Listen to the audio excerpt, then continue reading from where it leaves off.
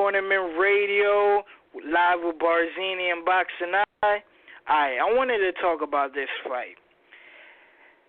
Jermell Charlo versus Erickson Lubin.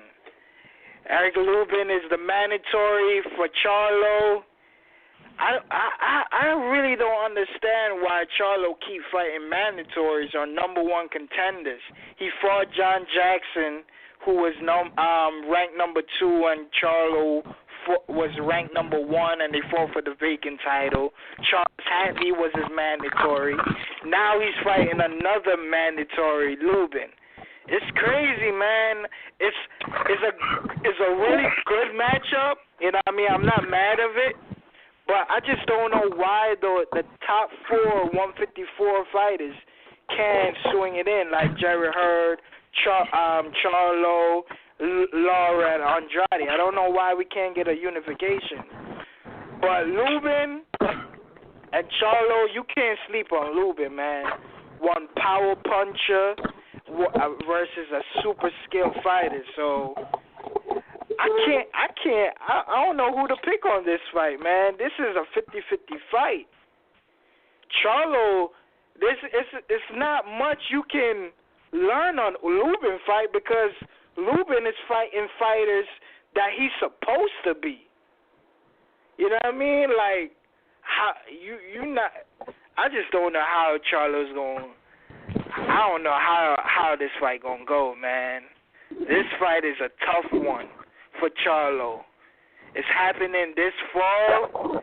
I just can't wait to see, man, because I just don't know who to pick. Well, what's your take on that, Boxingeye?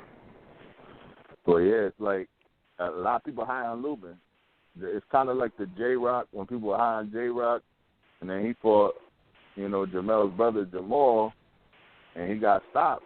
We're going to find out, is Lubin, or is he the guy that all the hipsters think he is? He looks like the goods, definitely does, but Jermell's a world champion right now, and he ain't going to try to give up his belt, without going down like his brother did. Like, they serious, bro. When they say that Lions only shit, these dudes, you got to go into that Lions den. And it's going to be in Houston. What do you say? Lubin's from Dallas, right? Something like that. So they probably know each other. Florida. Lubin is not Florida, from Dallas.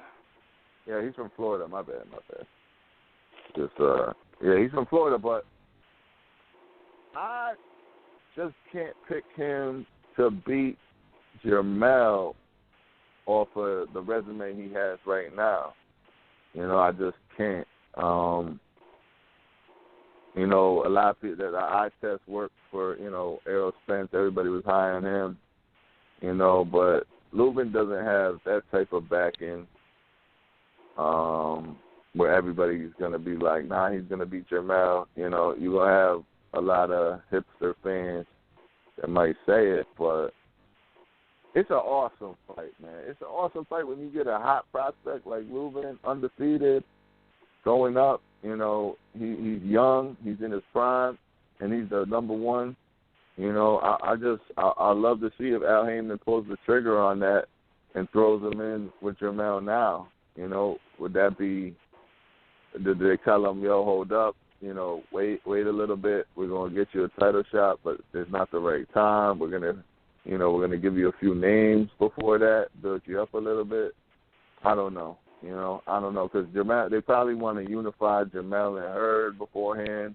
There's a lot of things, like we were talking about earlier, 154, they need to shake it up. They got that division on the back burner right now because 147 is so hot. They got so many fighters.